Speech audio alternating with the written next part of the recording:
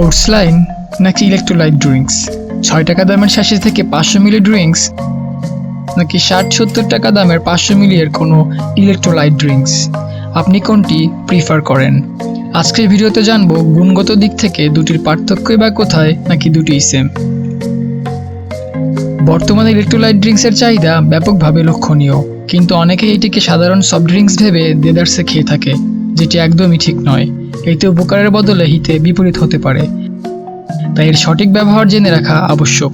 Diarrhoea, আমাশয় বা কোনো কারণে আমাদের শরীর যখন পানি শূন্যতা অনুভব করে, তখন আমাদের দেহে ইলেকট্রোলাইটের ঘাটতি দেখা দেয়। ইলেকট্রোলাইট আসলে সোডিয়াম, পটাশিয়াম, ক্লোরাইড, ম্যাগনেসিয়াম ইত্যাদি খনিজ পদার্থের কম্বিনেশন, যা স্বাভাবিকভাবে আমরা আমাদের দৈনন্দিন খাবার থেকেই পেয়ে থাকি।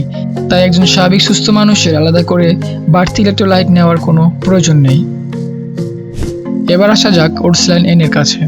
সবাই এটাকে ওটস লাইন বললেও এটাও কিন্তু ইলেকট্রোলাইট ড্রিঙ্কস, যা পাউডার ফর্মে থাকে, যেটা আপনাকে সঠিক মাপের পানিতে গুলিয়ে নিতে হয়। তফাৎ শুধু এখানেই, বাজারের ইলেকট্রোলাইট ড্রিঙ্কস রেডি টু ইট ফর্মে থাকে, আর ওটস লাইন নিজে রেডি করে নিতে হয়। মেন ডিফারেন্স কিন্তু এটাই। চলুন দেখে নেওয়া যাক ইলেকট্রোলাইট ড্রিঙ্কস অ্যান্ড ওটস লাইনের ইনগ্রেডিয়েন্ট ডিফারেন্স।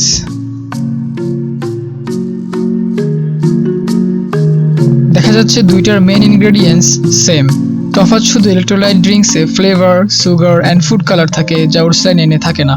অর্থাৎ ইলেকট্রোলাইটের প্রয়োজনে আপনি দুটি থেকে যে কোনো একটি বেছে নিতে পারেন। এখন আপনার ইচ্ছা আপনি কোনটা থেকে ইলেকট্রোলাইট গ্রহণ করবেন, ওটস লাইন নাকি ইলেকট্রোলাইট ড্রিঙ্কস থেকে। That's all up to you. But কখনো এই জাতীয় ড্রিঙ্কসকে শরবত বা সফট ড্রিঙ্কস ভেবে ভুল করবেন না। মনে রাখতে হবে এগুলো বিশেষ প্রয়োজনের বিশেষ পানীয়। আল্লাহ হাফিজ।